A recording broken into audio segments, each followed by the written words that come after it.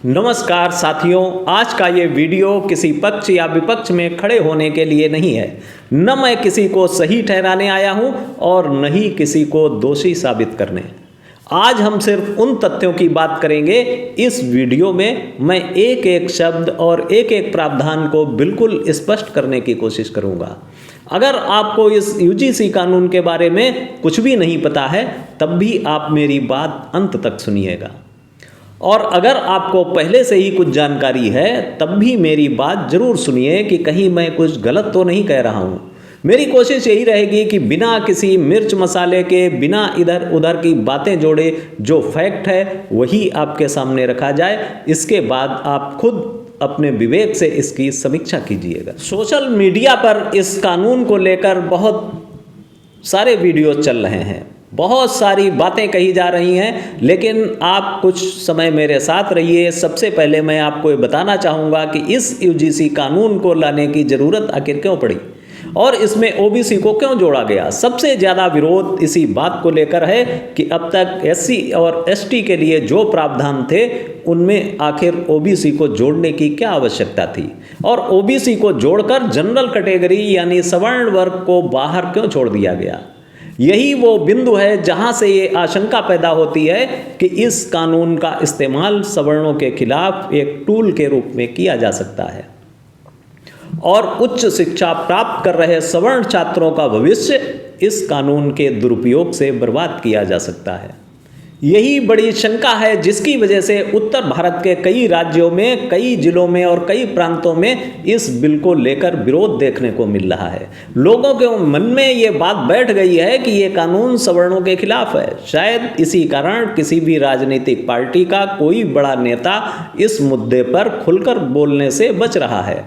Bharatiya Janata party में भी जो सवर्ण नेता हैं वो भी चुप्पी साधे हुए हैं। न कोई बड़ा बयान, न कोई बड़ा आंदोलन, न कोई स्पष्ट विरोध। ये चुप्पी अपने आप में कई सवाल खड़ी करती है।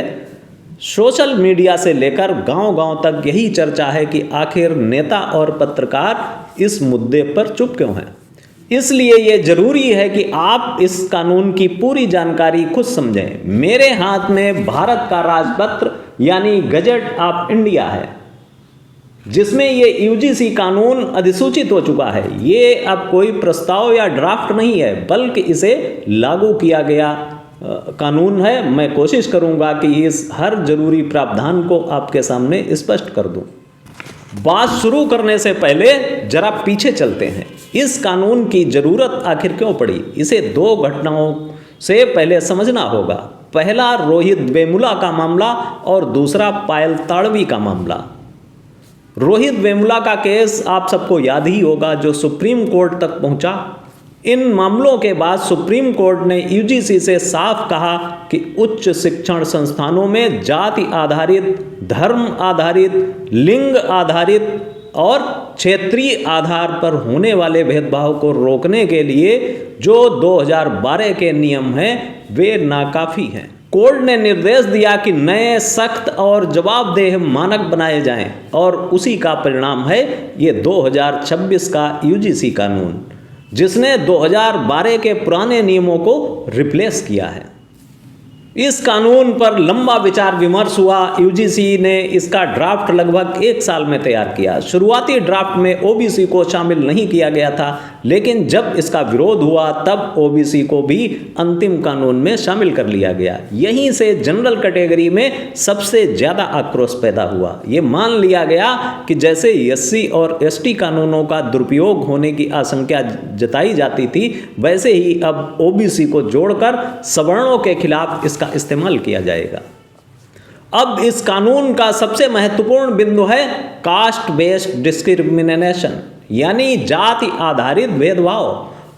इसमें अब एससी एसटी के साथ साथ ओबीसी को शामिल किया गया है। इसका मतलब ये है कि अगर किसी छात्र, शिक्षक, कर्मचारी के साथ जाति के आधार पर भेदभाव होता है तो ये कानून लागू। ये सिर्फ छात्रों तक सीमित नहीं है, बल्कि शिक्षक और कर्मचारी भी इसके दायरे में आते हैं। इसके अलावा ये कानून रिलीजन यानी धर्म, जेंडर यानी लिंग, प्लेस वर्थ यानी क्षेत्र और डिसेबिलिटी यानी दिव्यांगता के आधार पर होने वाले भेदभाव को भी कवर करता है। इसका अर्थ ये है कि अगर किसी महिला, किसी दिव्यांग व्यक्ति, किसी धार्मिक अल्पसंख्यक या किसी जाति के व्यक्ति के साथ भेदभाव होता है और उसे लगता है कि उसका अपमान हुआ है या उसके साथ पक्षपात किया गया है, तो वो इसकी शिकायत कर सकता है। ये भी साफ कर देना जरूरी है कि ये कानून में कहीं भी नहीं लिखा है कि SC, ST या OBC एक दूसरे के खिलाफ शिकायत नहीं कर सकते। ये मान लेना कि सारी शिकायतें सिर्फ सवर्णों के ही खिलाफ होंगी एक पूर्व धारणा है। अब आते हैं इक्विटी कमेटी और इक्वल अपॉर्चुनिटी सेंटर पर। हर यूनिवर्सिटी और कॉलेज में इक्वल अपॉर्चुनिटी सेंटर बनाया जाएगा और इसके तहत एक इक्वल कमेटी गठित की जाएगी। इस कमेटी में कुल 10 सदस्य होंगे और संस्थान का प्रमुख, चाहे वो वाइस चांसलर हो या प्रिंसिपल, इसका अध्यक्ष होगा। इसके अलावा सीनियर फैकल्टी मेंबर, स्टूडेंट प्रतिनिधि, सिविल सोसाइटी के लोग और एक नॉन टीचिंग स्टाफ मेंबर भी इसमें शामिल होंगे। सबसे अहम बात यह है कि कानून में कहीं भी नहीं लिखा है कि ये 10 सदस्य किस जाति, धर्म या वर्ग से होंगे। हाँ, कानून ये जरूर कहता है कि इस कमेटी में SC, ST और OBC महिला और दिव्यांग वर्ग का प्रतिनिधित्व होना चाहिए। इसका मतलब ये नहीं कि जनरल कैटेगरी को बाहर कर दिया गया है। महिला या दिव्यांग सदस्य जनरल कैटेगरी से भी हो सकता है, यानी व्यावहारिक रूप से इस कमेटी में 5 या इससे ज़्यादा सदस्य जनरल कैटेगरी के भी हो सकते हैं। ये बात ध्यान देने वाली है।